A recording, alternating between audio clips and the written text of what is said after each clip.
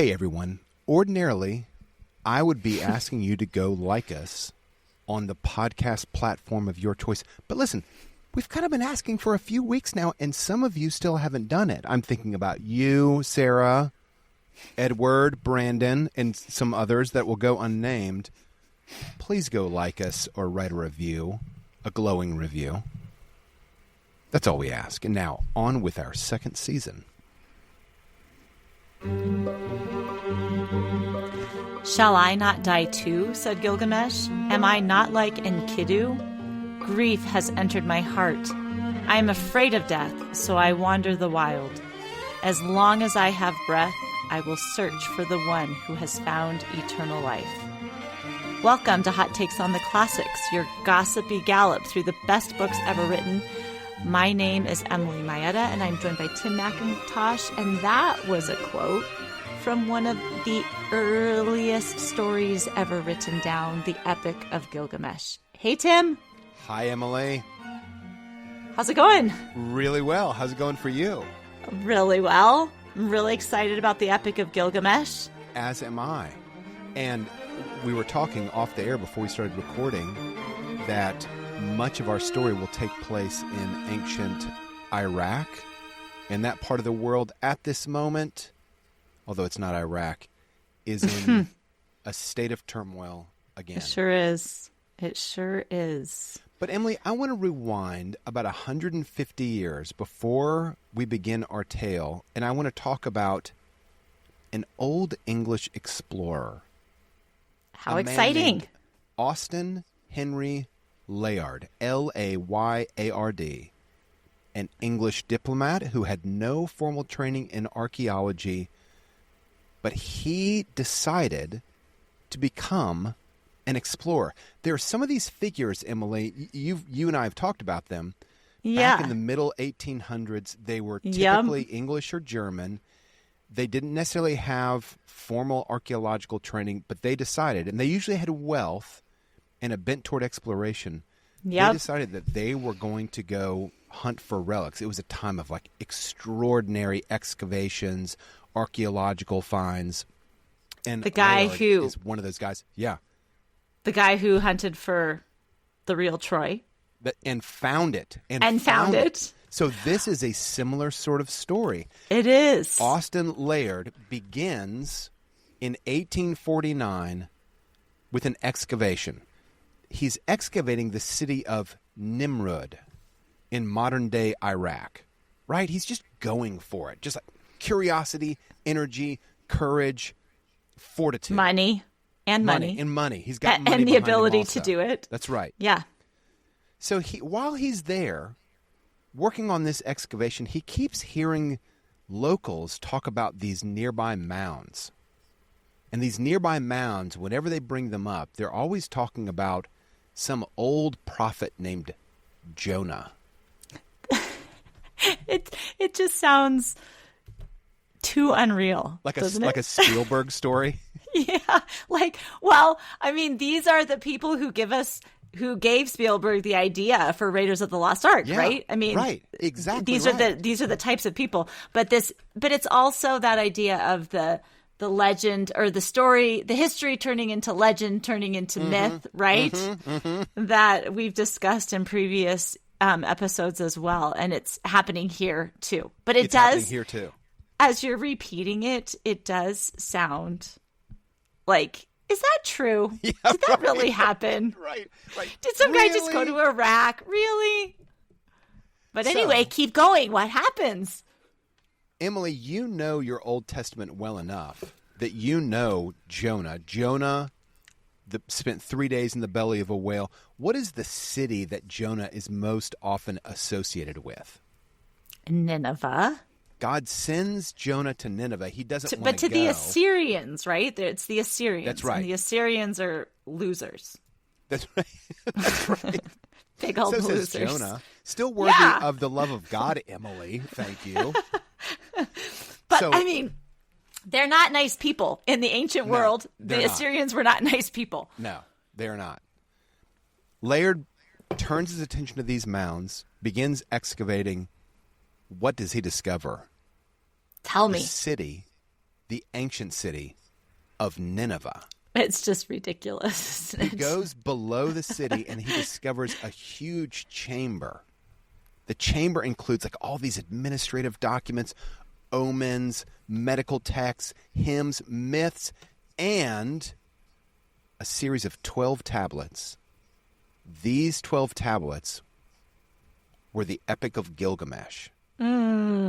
He didn't really know what he had found. He didn't read this ancient language, but he knew this has got to be important. He had a sense this is really important. He sends to the British Museum. There are translators there that piece things together. That's the Epic of Gilgamesh. 12 tablets in clay, written in cuneiform. That's the book that we're talking about today. So we're talking about one of the oldest surviving works of literature. Old. Probably dated 2100 BC.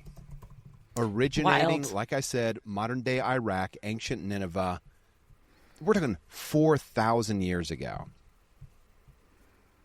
The language is Standard Babylonian, and the Epic of Gilgamesh is considered now, not by all, but this belongs to the Western canon. Okay. Emily, can I go on a brief side hike? Please. This is a podcast about classics, right? Yes. The last generation, there's been a ton of conversation about expanding the canon of classical literature. In the West. In the West, that's right. In the West, yeah. The word canon translates literally ruler or measuring rod. So the canon, the word canon has now come to kind of mean like that collection of classic works that are considered essential to any literary or cultural education for a society, right? Right, for the society in which it's written. There's been a lot of conversation recently, last generation, about expanding the canon. And I am generally speaking in favor of expanding the canon. I could share some books from non-traditional writers that I'm like, these deserve more attention. These should be part of the canon. Here's my discursus. Something really surprised me when I started several years ago looking into this. The number of cultures that can actually contribute to the literary canon, when you peel back all of the kind of like onion layers of languages and cultures in the world, the number of cultures that can actually contribute to a literary canon is actually really small. Well, right. We know this because we know this, don't we? I mean, I guess you don't stop to think about it, but That's it. I didn't stop to think about it. I was thinking of my sister who worked in Central Asia, and she and her husband did development work with a small people group, and they had no written language, right? Yes. All of their education occurred in Russian or in Tajik, which was the main language, right? So it is true. And even of the written languages that have a literary tradition, that's also different. Very right? different. Because not every, even written language, it depends on how long that's been developed. There's a scholar in the 70s and early 80s named Walter Ong, O-N-G. He estimated, famous book he wrote, he estimates in the book that in human history there have been tens of thousands of languages. That to me sounds really high. Tens of thousands of languages. Most of those languages have died out. They have just fallen into they're no longer practiced, and they are lost in history. Today, the estimate of the number of spoken languages in the world, Emily, you want to take a shot at it? Of spoken languages? Yeah. Well, Currently. I mean, if you think of some of these countries that have like 300 to 400 languages, how many countries are there in the world? Oh gosh, I don't know. 200 and okay, let's just do quick math. Oh, I love this. You could say like 5,000. That's a great guess. 7,000. 7,000 and change. Now, of those 7,000, guess how many have no writing system whatsoever? Oh my goodness, just tell me. 3,000.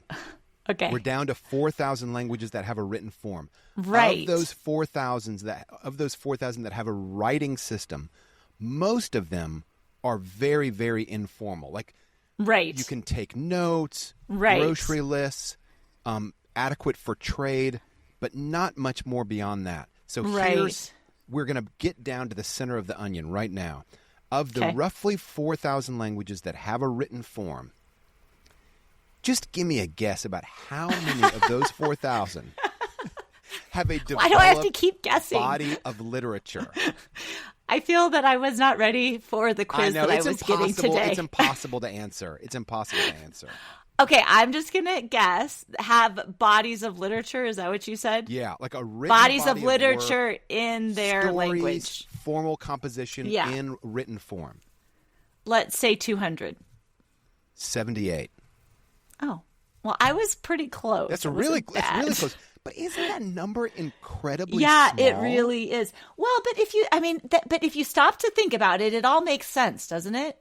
Because, like, if you think about Asia or something, the cultures that have a great literary tradition are like China, Korea, and Japan. Yeah. And even if you had an independent kingdom, you still drew from there, those were the languages in which you did business and wrote things. That's kind of like even in Central Asia, right? You've got the trade language and you've got like the literary language, and that's what you learn. Like for these people, if they wanted to read literature, they read Persian. Yeah. I'm sorry, the people my sister worked with, right? They were reading in Persian because that has a great literary tradition. So everybody just has to learn that in order to participate in that. So that is fascinating. So, so then it's amazing that we have this ancient piece of literature, but like not a surprise that it's an Assyrian, right? Or Standard Babylonian or whatever it is. Big language. Because they were the empire. That's right. Exactly right. So the story was written on clay tablets using a stylus, like this wedge-shaped tool, and they would press it into the clay, and it's a cuneiform kind of language, and it tells the story of Gilgamesh, tyrant king of the city of Uruk, UK. And now it's believed this is a real historical character. He built the city, a great builder. The story, the Epic of Gilgamesh, represents him at the beginning of the story as a hard man. A bad guy. So, hey, before we get into the story. His citizens. Wait. I just want to know if you've ever written in cuneiform before. No. Have you? I sure have. You have not. Anybody out there who has homeschooled their children and done the story of the world, that is the favorite activity, is to make a clay tablet and then form cuneiform letters. And let me just tell you, it takes a long time to do it. So you're really impressed with anybody who spent time putting a whole story on 12 tablets. Now you can continue with the story. That is super cool. Like, now I want my daughter to do that, and she's going to already be like, I can't stand this.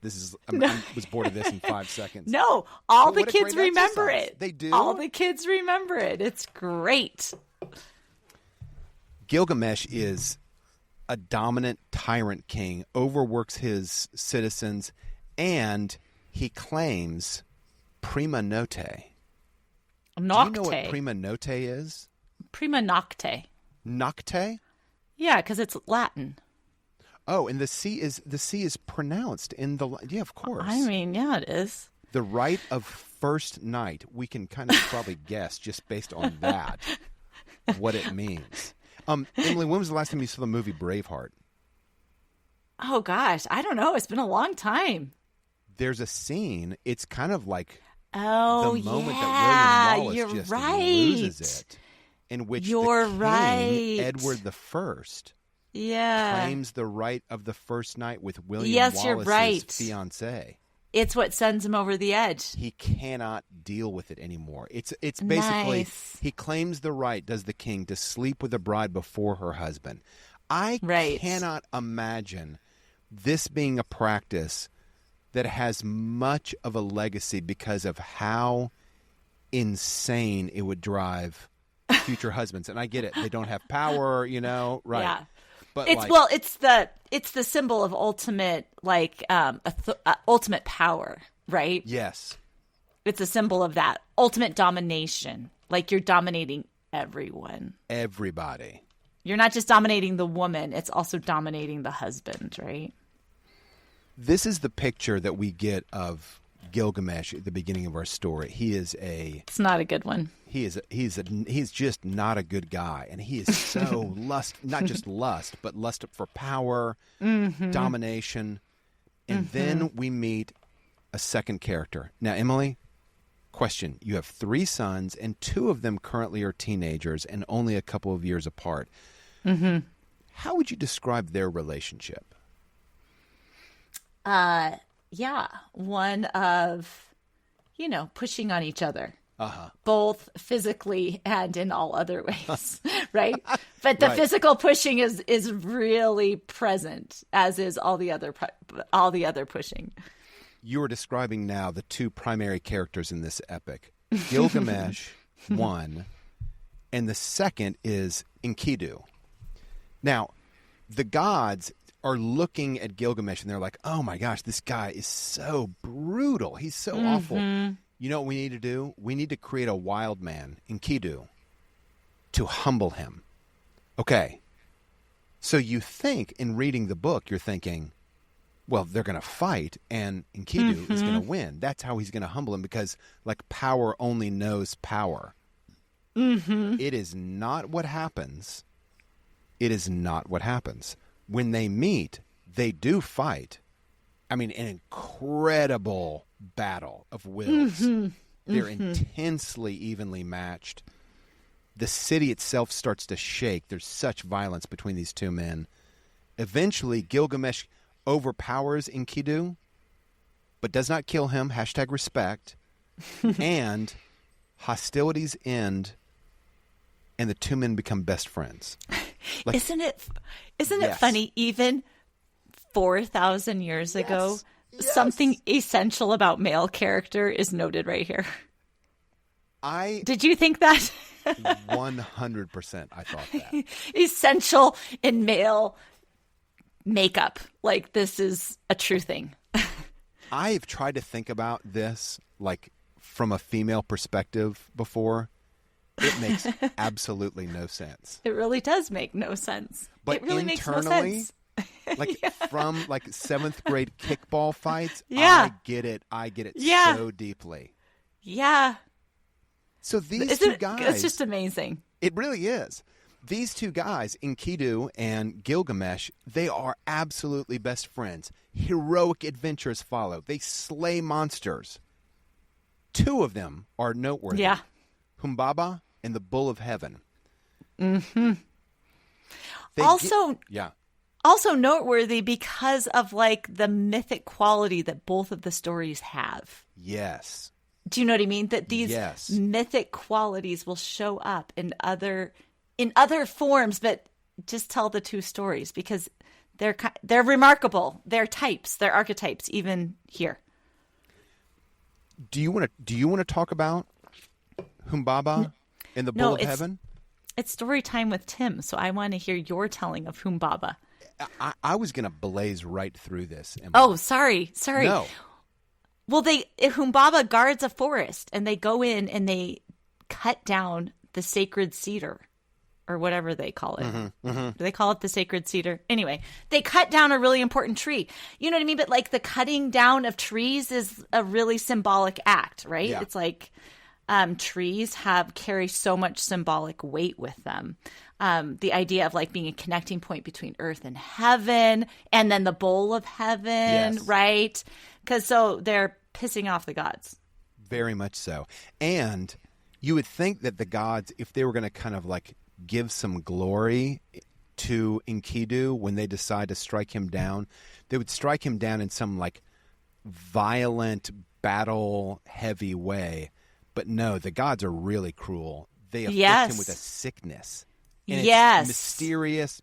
It's really slow acting.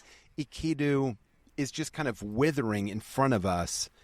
And he doesn't fall in heroic battle. Instead, it's like a cruel, emaciating, silent A illness. wasting. Yes. Okay. Think about bowls too. Anyway, we'll keep going. Oh, like virility is often associated yes, with bowls. right? Completely. All of this. Now, I'm going to foreshadow my hot take. What no. happens next is incredibly profound. Gilgamesh, builder of cities, killer of monsters, best friend to Enkidu. When Enkidu dies, Gilgamesh weeps. Yeah. He builds a tomb, and he begins to ask like this most fundamental question: what good is greatness if everyone that I love dies? And he also is kind of like asking the question, what good does it do to be great if the gods strike you down? Yes, if there's nothing no you can do. forethought? Yeah. If there's nothing you can do. Yet, isn't it also like, this is why reading classics is so great, because nothing new is under the sun. Because you could say, like, he's reached the pinnacle of success. He's built, he's conquered, he's done everything. He even has a best friend. And it's like a midlife crisis or something, right? Yeah, like, it's all nothing. It's a book of Ecclesiastes. Like, it's the questioning of all vanity of vanities. All is vanity, right? I love comparing it to a midlife crisis, because I do think like a midlife crisis tends to happen when one's powers are at their maximum, or whether you seem kind of a threat to them. Right, exactly. And you think, oh, I have achieved all of this, and yet for what? And yet for what? Any ordinary man would say something like, anyone who's not Gilgamesh would say something like, okay, death comes for us all. I lost my best friend Enkidu, but like I have to admit, death has won every fight that death has been in. Not Gilgamesh. Gilgamesh becomes obsessed with escaping death. He's like, I'm going to beat this thing. And so he goes on this long quest, and the quest is in search of a man. This man is a Noah-like figure. I love his name. Yeah, I struggle with his name. Utnapishtim. Oh, thank you, Utnapishtim. So what a great, isn't it fun to say? It is, Utnapishtim. It was helpful that I heard you say it first. That kind of got me into the rhythm a little bit. Long and perilous journey follows. Gilgamesh finally finds Utnapishtim. Utnapishtim was granted immortality by the gods. Why? Because he survived a flood. Now, isn't it great? Another great moment in the story. Completely. Now, I have to say, this is really interesting because I used to teach on the college level. A lot of my students were Christians, very familiar with the flood story in the Old Testament, in the book of Genesis. And then they read this other flood story. There's some really remarkable similarities to the story as recorded in the Bible. Crazy remarkable. Really. And so it forces you into this kind of weird hermeneutic situation where you're like, hold on a second. This sounds like it's the same flood myth. There's some real striking dissimilarities also. But first, the similarities. There are the same passengers aboard a boat. The Epic of Gilgamesh has family and animals. Noah's story, family and animals. The Epic of Gilgamesh also includes craftsmen. That's not really focused on in Noah. At the end of the flood, a bird is sent out from the boat. Yeah.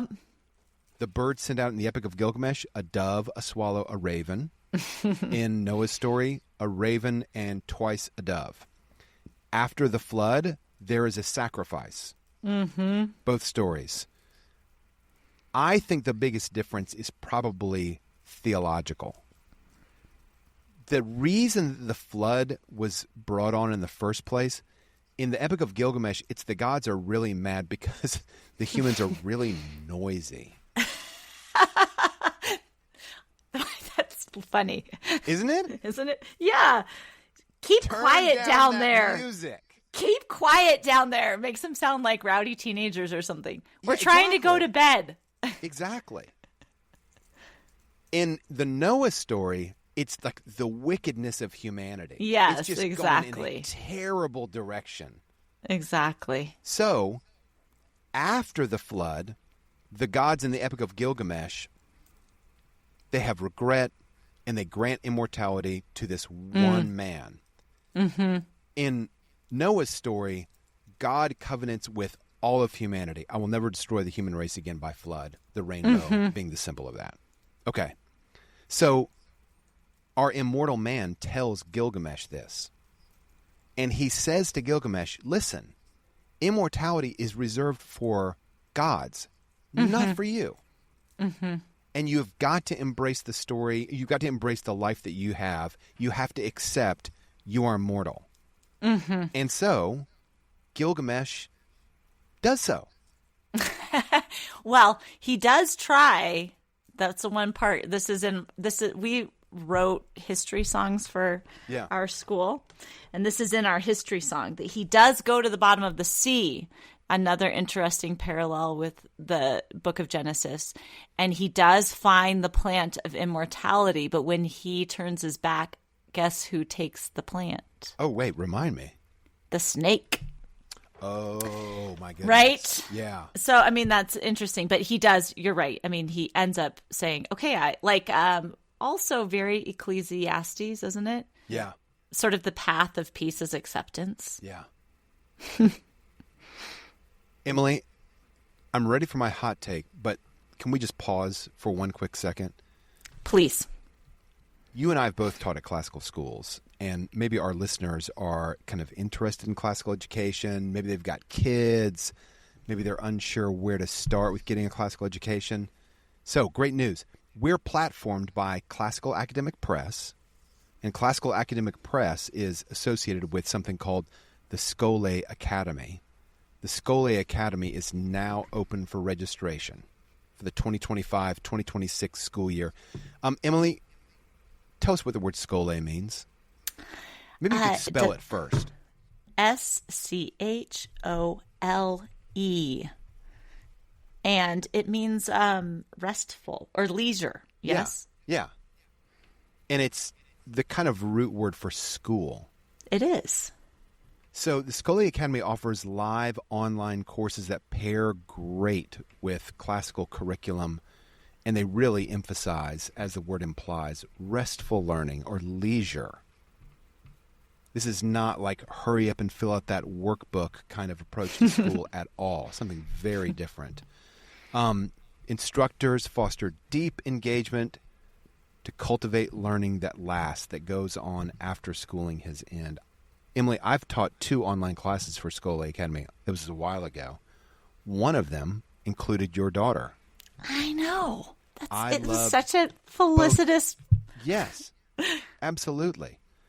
Their courses include Latin, writing and rhetoric, American history, math foundations, and, of course, classical literature. For more, go to classicalacademicpress.com.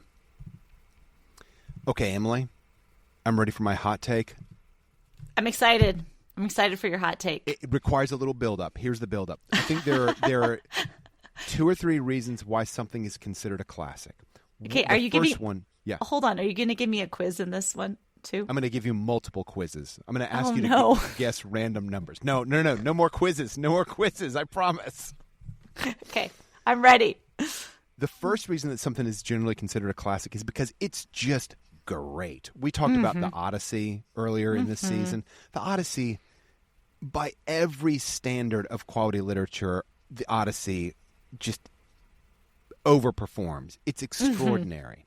Anna Karenina by Leo Tolstoy, for me, is another. It's just unbelievable. It's so wonderful and winsome. But that does not mean that everything that is considered a classic is actually like really good. I think there's a couple of other reasons why things are considered a classic. A second reason, sometimes books are really prophetic. So I think Brave New World, written in the early 20th century, fits this case. It's a prophetic insight about the sort of future that we've probably already living arrived through. at. Yeah, that's right. But it's a bad book. I mean, it's just not well written. The story is tangled and uncompelling. but it's still considered a classic, and I think it deserves praise as a classic, but not because it's quality. Mm-hmm. I think there's a third type of classic, and I'm going to go outside of just strict literature for this. I think there's some works that are uniquely of their time, and so they kind of come to be emblems of their time. So I'm thinking, I think you'll like this, Emily. Jacques-Louis David's paintings are really of that kind of like neoclassical era in paintings. Maybe Wagner's symphonies, really representative of the moment that they were in. Mm-hmm. Epic of Gilgamesh, I think, is considered a classic by most, but here's the complaint that I sometimes hear. It's not really great. It's not that quality. It's more, Are you serious? Yeah, I've heard that. I could tell you names, but I'm not going to mention names. Wow. My hot take is a defense of the quality of the Epic of Gilgamesh. Here it is. The Epic of Gilgamesh should be considered a classic because of its quality, and what gives it its quality is this. Almost all literature, ancient literature of this time, shows the gods as the main agents of change. Thunderbolts, earthquakes, brush fires, the rape of the innocents. Mm-hmm. The Epic of Gilgamesh is very different because the main agent of change, I'm not saying that the gods are not doing things. Right, are not they those absolutely things. are. Yeah. But the main agent of change in the primary plot in Gilgamesh's life is, it's not the gods, it's not a thunderbolt, it's grief. Grief over the loss of his friend. Grief over the loss of his friend. So he's undone not by like wrath from the heavens, Right. but from like the silent sadness of losing someone that he loves. Right. Hey, that's really great. I wonder, what do you think we learn about friendship from the Epic of Gilgamesh?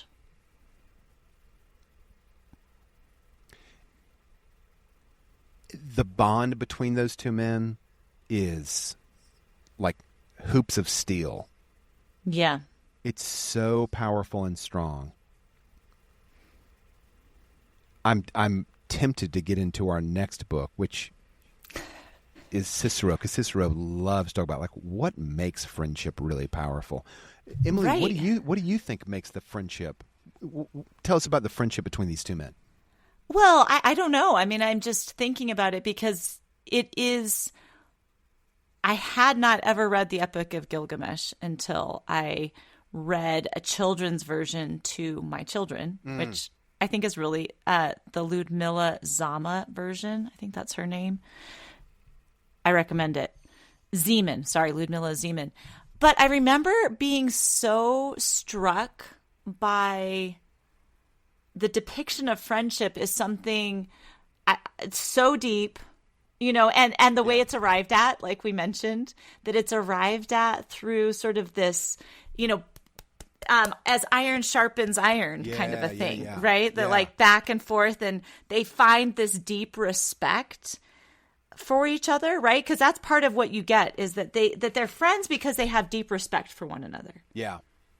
Yeah. And that the friendship, their friendship is the primary relationship in their life, right? Yeah. It transcends because we see as modern people, romantic love as probably the primary relationship, right? But in this case, it's definitely, I think in Cicero's case as well, it's definitely the primary relationship of their life, right? Yeah. Like he has this grief because there's an equality or something, right? Isn't that the quality? I think so. They share an equality with each other, right? And there's that comfort of Gilgamesh can be as strong as he wants to be because Enkidu matches him right back. Yeah. I don't know. Yeah. What do you think? I think that we should have a long conversation about this in the next podcast I wonder if you can have a really enduring friendship without a deep level of respect, each for the other. I agree. I doubt it. I just don't know how it You could can't. last very long. It's impossible. Right. Mm-hmm. I just want to pause and say, if this is the first time that you're listening to this podcast this season, it's a season on love. This is affection between... This is philia. Mm-hmm. This is kind of like the second category of love that we're going to be discussing. Next will come eros, and next will come charity or Christian love. But we're in the second category now, which is all about friendship. And we've taken our categories a little bit from C.S. Lewis's book, The Four Loves. I think C.S. Lewis's book on this type of love, I think, is the strength of the book. It's so strong. I do too. I do too. It's the best part. It really is. This is a great, how do I say it? This book, I think, really reinforces a lot of the things that C.S. Lewis that he talks about. Hold up.